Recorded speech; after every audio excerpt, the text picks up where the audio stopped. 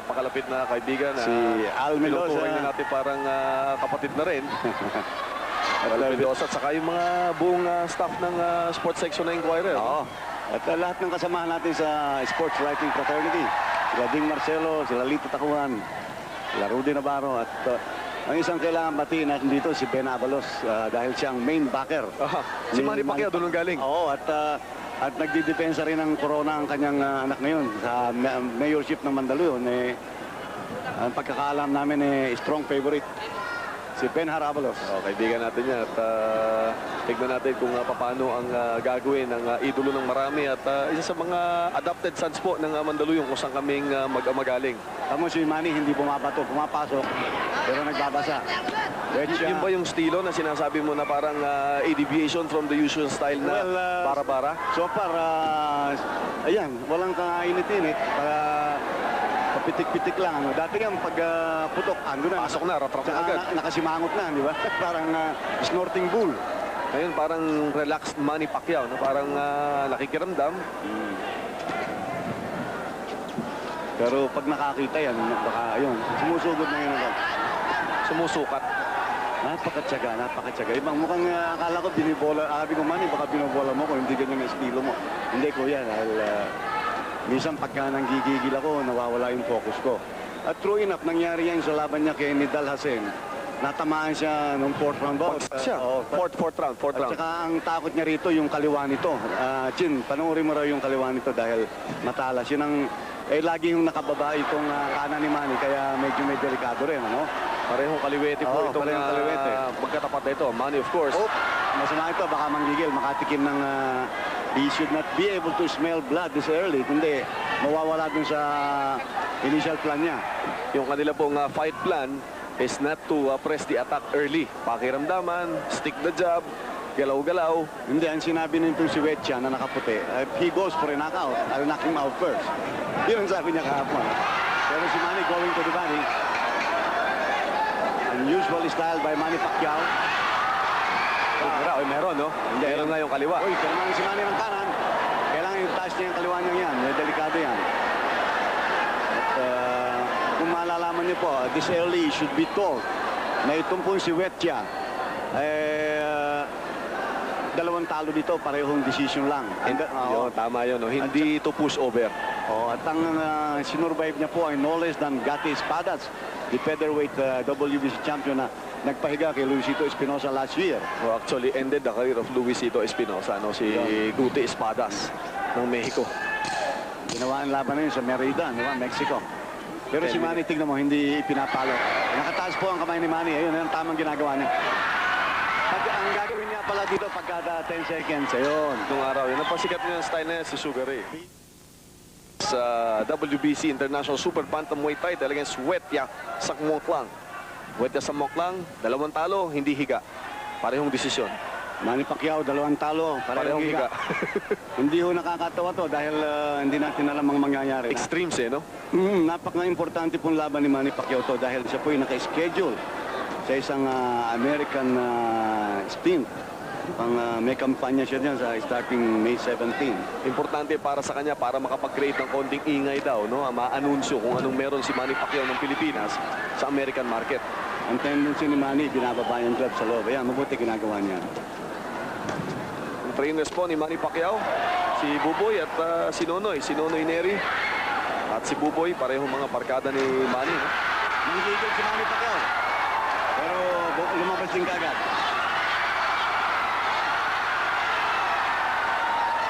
Wala. Hindi pa ganun ang talagang gigil ng Pacquiao. Hindi pa. Biglang hinatak, sinusubukan yung hukayin yung ilalim, tapos biglang inaangat, Yung gigil yung sito. Mahaba ang kanan ni Manny. Tapos niya kailangan ng kaliwa. Pero mas dami yung kaliwa at sino nito. Hindi pa kumukulik ang kaliwa nito. Mataas din po ang percentage ng knockout dito si Wetya. Sumwaklang ng Thailand. Patulak. Tsaka nakarol yung mukha ni Manny.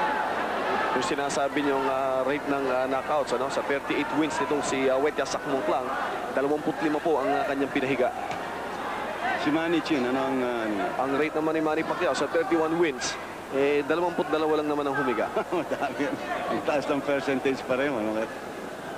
Pero parehong matyaga. This is a new phase in the Manny Pacquiao game. Huh?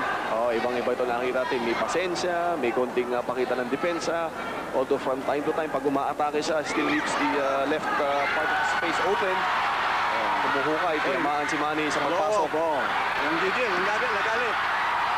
Napaga ata ang galit. He's going to the body. He's going wild, Manny Pacquiao. Now fighting his old raging bull style, you know. Yun yung tunay naman ni Pacquiao. Sana momentary lang yun dahil nawawala ang focus niya. Yung mata ni Manny Pacquiao, nakakatakot si na. good left. Tumama si Manny, masama yan. He smells blood. Pero matipay yung sakmok lang, ha? Nakita mo, Chi, nagro-roll din yung ulo eh. Round number 2 of about scheduled for 12 para sa WBC Super 10 Bantamweight seconds to go. International title. 10 seconds to go. Medyo mahaba yung kaliwa ni Manny yun. End of round number 2. Easily Manny's round. Bigyan natin kay Manny yun. So, isang even, isang round napunta kay Manny. Morning of the weigh-in, 3 pounds overweight si Song Maklang, kaya Nagpiga. nagpiga. Pero I don't think may ganun ka-serious. Kasi maganda ang kulay, oh. Oh. Maganda yung sumuntok tong tayo na to. Maganda yung kombinasyon ni... Oh. Nababasa niya si Manny Pacquiao, eh. This is Kasi yung why. counter, oh. Tsaka maganda, mata. Nakita mo ang kumilos. Very alert. Classic counter puncher, no? You're right, Daphne. Meron to. Pero patampal yung kanan, no? Oy, may Yung pumapasok. kaliwa, na meron konti. suntok sa tiyan, no? And Manny Pacquiao, Ayan ang ano yan. Ngayon lang nagbabody punching ho itong Sumaklang. Pero talagang kung tataluhin mo si Manny Pacquiao, isang mahinang parte niya yung tiyan, tagliran. no? Ano? Ever since day 1 of his career. Oy, malalakas yung binibitawan ni Manny. Pero ang galing mag-ano eh. Ang galing magtago. Parang Magaling rumol, magaling mag-evade ng punches, no? Yung evasive skills, yung skills of evasion nitong si Sakmok lang, eh. Ang masasabi ko rito, no? Before maybe the end of this round, hindi itong promotion na to, hindi katulad ng mga ibang promotion na nakikita natin pinapainan ng mga dagang kosta yung mga Pilipino. Ito mga tunay ng mga boksingero yung nakita natin from Thailand, ha? ang galing mag-roll, Chino. Tsaka Galing. nawawala yung ulo. Saka may bigay, ha? Nakita mo yung kanan na yun, no? Mag-iingat si Manny doon sa kanan na upper. Ang Alam mo, hinahunting yung bread basket ni Manny. Ang sinasabi nila kaliwete, pero napaka-useful nung kanan niya. Palagay ko converted ito. Converted na lefty, ano? Dahil yung kanan niya, natural na natural yung May bato, bitaw. oo. Ay, maganda. Tumatama si Manny, kita mo sumasabog yung pawis, no? Pero yung suntok niya, parang hindi nararamdaman yung full force itong si Sakmok lang. He's a roller, Chin, nakikita mo. Hindi mo magagamit. Yun ang difference nila si Manny. Si Manny, sinasalo yung suntok. Salo yung suntok, ano? Hindi nakaka-roll. Yun ang problema ng batang to. Kaya nung masalubong niya yung suntok ni Nassim... salubong siya doon sa 4th round ng laban nila ni... He fell cross-eyed. Pero believe ka kay Manny Pacquiao doon sa kanyang conditioning. If not for his excellent condition, yung laban ni De Los na yun, tapos na dapat yun doon sa 4th round na yun. Manny Pacquiao trying to show that he's a well-rounded boxer by now. Ayan, tumama ng kaliwa. Paatras, oh. Ngayon lang yata niya naramdaman yung suntok, pero recover agad, oh. Ay, hindi. Tingnan mo yung paa, oh. Yung kaliwa parang gumigewang-gewang. 10 second to go. warning. Pagkatapos po ng round na to, we'll take a quick break at babalikan po natin as Manny Pacquiao now is slowly finding his range against a game Wetia Sakmok lang. Na tatlong WBC World Boxing Council International titles at stake. 2 down, 1 to go. Dalawang corona successfully defended by the Rubilar brothers Ernesto and Juanito. Now Manny Pacquiao trying to defend his Super Bantamweight title For the 5th time. Chin, pang-limang Wala depensa. nung matalo siya nung 1999, ano? Doon sa kay Medgowen 3K Battery. Oh, and then kinuha niya to nung late 1999. Sunod, 4 na beses niya yung May naidepensa. streak siya doon, no? At panipagsak yung mga kalaban niya. But here, he is finding, hindi mo masasabing evasive, eh, no? Yung sinasabi natin, magaling sumuka na suko. Ito. Low blow.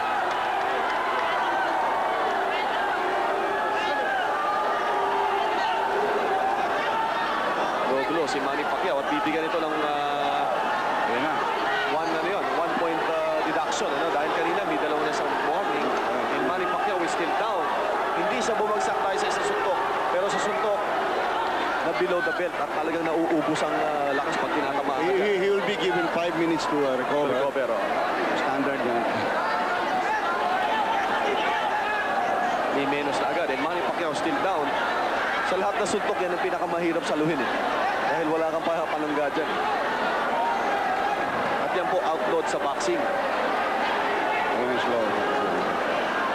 Tignan natin to kung gano'ng kababa. Mababa masyado. Hindi naman kababa pero talagang that was a bad shot. Saka pwede na rin siguro gamitin ni Manny Pacquiao to para magpahinga ng konti as he has received some telling blows doon sa kanyang breadbasket. And Manny Pacquiao still down, trying to catch some wind. He got winded doon sa pagkakasuntok sa kanya, low blow. And Manny Pacquiao taking his time. Ano pang rules sa ganito pagka hindi nakapag-continue yung boxer na tinamahan? Anong round ito? Round number 4 to. Pwedeng i-technical decision. Hindi, titignan naman talaga. Hindi naman, usually kasi you're given 5 minutes. They will consult the doctor siguro kung ano. Okay naman, napakagyan mo na. Pero sana, Baka manggigil eh. Huwag lang sana manggigil. Hindi. Pag nakinig sa tao yan, mawawala siya sa focus. Oy, Tumura na, oh. hindi, tumatayo na yung tao talaga. Oy. Pero mahaba yung kaliwa niya, kitang-kita. Basang-basa ni Wet Kasakmok lang yung atake ni Manny. Maraming pelikula sila nito si Manny. Well scouted si Manny dahil Mababa na naman ang sinusuntok nitong Thailand, ha? Yeah. Talagang nagiging body puncher. Kanina nag-umpisa siya sa headhunting. So Maklang has been going down, going to the body. Although unfortunately, napababa masyado isa, no? Manny Pacquiao again being tested dito sa labang ito. Yung last true test niya was against Nadil Hussein sa laban pong ginawa sa Inares Center. Tapos yung sunod niyang kalaban, si Tetsuo Senrima, wala, tinapos niya agad yun. Eto, mabigat-bigat tong kalaban na to, ha? This guy is no patsy, no? Hindi. Talagang well-rounded fighter to. Wala pa ho itong higa. Itong kalaban ni Manny Pacquiao na to. And as we said earlier, he's a classic counter-puncher. Nang gigigil si Manny, kailangan huwag siya manggigil na ganun. At saka bilib ka rito, tinatamaan, pero nagpe-press pa rin siya ng atake, no? Although that could be a psychological ploy para huwag kang mahalata. No? Pero maganda pa rin ang kilos ng paa, Chin. Pag ganun tinamaan, minsan hindi mo makikita sa mukha. Kung hinahatak yung paa. Maganda pa. And classic encounter of the champion and the challenger. The challenger pressing the attack. The champion trying to backpedal, no? Hinahanap yung range niya. Dalawang patama pero hindi iniinday, oh. Matibay. Manny Pacquiao boxing solidly, but the guy is still up. Still Saka pressing. sa harapan niya. Yan ang magandang 10 seconds to go. So, this will be a 2-point win. 2-point round. 2-point round for Manny Pacquiao.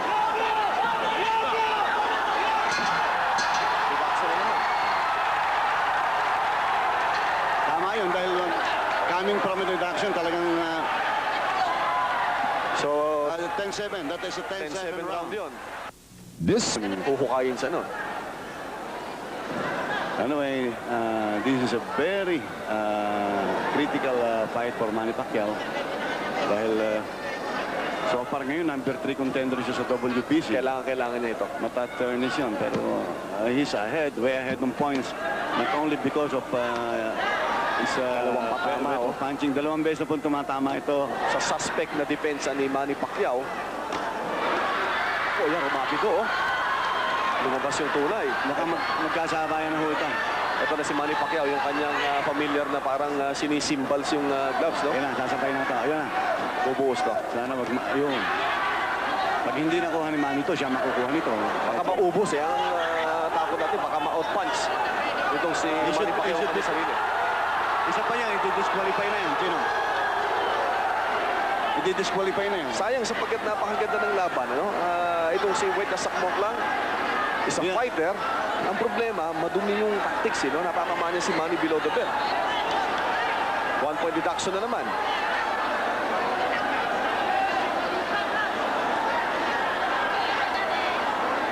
sumesenyas yung corner men ni Manny Pacquiao na huwag isipin yung foul tactics, huwag mawala yung kanyang concentration. Pero pag tinatamaan ka dyan sa puwerba, sa puntong yan, paano ko pa magko-concentrate? Masyadong puwerte yung mga suntok na yun. Ayun, no? Magulang na rin yung Thailander. No? Hindi na magulang na, talagang magulang. At kanina pa, lagi lang nakangiti, but he's very sly. Pero he could be disqualified outright. Isa pa. Yes. Dahil dalawang Deduction doon sa previous round. Isa dito, so isa pa. discretion na ng referee. Pwede na, yes. And that's upon the discretion of the third man on the ring. Bruce Top of the ring, McTavish. si Bruce McTavish. Kanina, nagkonsulta na sa kay Commissioner Arayate.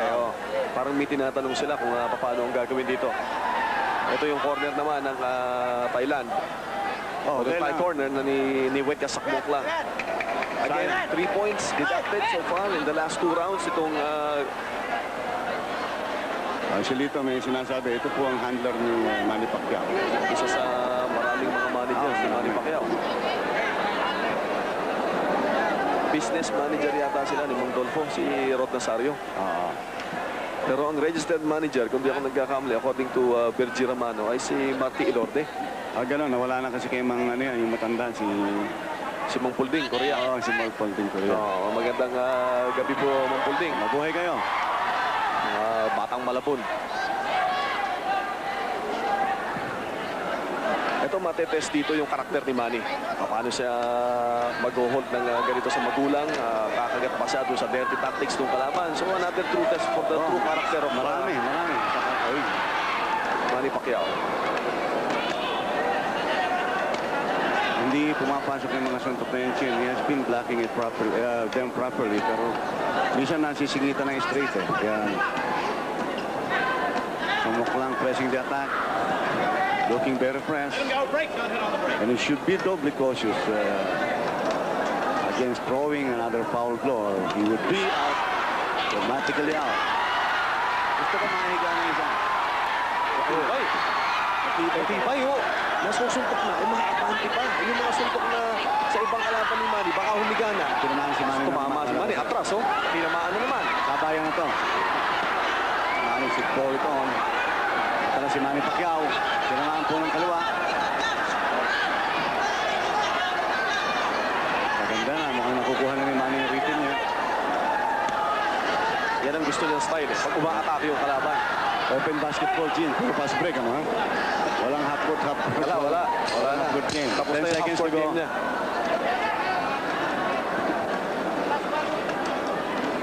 End of the round. So far, 3 puntos. Napabawas dito kay Wetya Sakmoklang. End of the round. We'll take a quick break. Babalikan po natin ang aksyon dito sa Kinapawan City in just a while. Ang kanang pisngi ni Manny Pacquiao, yan ay sa mga patama nitong si Wetya Sakmoklang. No? As we've said, a suspect in Manny Pacquiao's game plan or fight plan is really his defense. Ito si Marty Ilorde, ang kaibigan si Moy Lañez, si Mang Dolfo Nazario. Yan ang mga tao na nagtataguyod ng boxing dito po sa Pilipinas.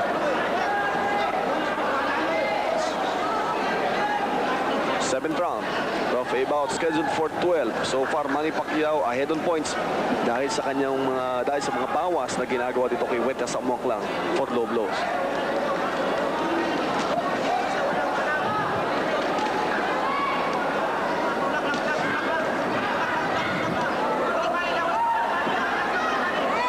So Maklang still looking strong and fresh despite the beatings. Napaka-compose yung style nito. Kung sumurvive ito sa isang world-class boxer na katulad doon si Gute Espadas na nagpa-retire kay Luisito Espinosa, hindi basta-basta itong batang ito, si Wetya Sakmoklang. Alam mo, pero imposible na siyang manalo ng puntos niyan dahil Hindi na, sa dami ng itinapon niya. Kailangan pahigain niya na si Manny. He has to go kamikaze and stop Manny Pacquiao. Which could be to the liking of Manny Pacquiao. Ganda ng kombinasyon niya, no? Up, down. Manny jabbing. Narinig niyo yung sinasabi, no? Dito sa laban po na ginagawa sa North Cotabato. Kidapawan City po ang aming kinalalagyan. Ito po ang provincial gymnasium na pinagawa ng ating host. Ang sabi, isang fried egg ka na lang. Technical ka na. Technical. Oh, daming patama pero wala, andun pa rin siya. Oh. Siguro nagtataka na si Manny, bakit binigay ko na dito lahat? Nandito pa sa harap ko. Oy, nandi-grab ha, nakita mo, Chin. Oh, yun na yung gulang. Tingnan natin, it could be a sign of wear and tear. Mabigat din ang binibitawan ni Pacquiao. Mabigat na. Sinasabi nga natin, sa mga ibang laban ni Manny, kung yun ang naibabato ni Manny at nasasalo, tapos na ang boxing. Ayan, tinamaan ng kaliwa si Manny Pacquiao. Still there. Natidribble yung mukha ni Manny. Ayun, matibay itong kalaban. Napakadulas. Napakadulas po. Elusive target. Yun, dalawang tama pero nandun pa rin. Yun. Naglogi. Nakuha na. Hilonato. Tumakbo po. For the first time, tumakbo si Wetya Sakmoklang. And he's still backpedaling. Matatapos ata. Oh, tapos. Tama ang sinabi. Tignan niyo po. Parang meron, lumoduli. Grabe yung tama na yun, ha? Lumoduli. Yung parang aftershock. Pero tama yung strategy ni Manny. Yung patama ni Manny Pacquiao, meron pang aftershock na pinilit tumayo ni Wetya Sakmoklang. Lumagabag ulit, tumiklop ang tuhod sa impact ng mga suntok ni Manny Pacquiao. Iba talaga itong batang ito. At yung sinabi mo kanina na change in fight plan could have worked to his favor. Hindi nataranta dahil dun sa pagtatama sa kanya. Winner of this bout by way of knockout on the 6th round with 2 minutes and 40 seconds. Ladies and gentlemen, still WBC International Super Bantamweight Champion, our very own Manny Pacquiao! The belt will be awarded by Governor Manny Peñol and Senator... Kaibigan, on that note, kami po yung nagpapaalam sa inyo. Nagko-congratulates. We wanted to get Manny Pacquiao, pero ang problema, palagi ko, dinudubog na ng kanyang entourage. At baka hindi na wise to get him here. Maybe in the future, we can get to talk to Manny Pacquiao. But again, pamula po dito sa napa-progressive na tao. No? Congratulations sa tao ng Kidapawan. At least dito ang ibinabato, suntok na. Hindi na yung ibinabato. World Boxing Federation champion from Papor,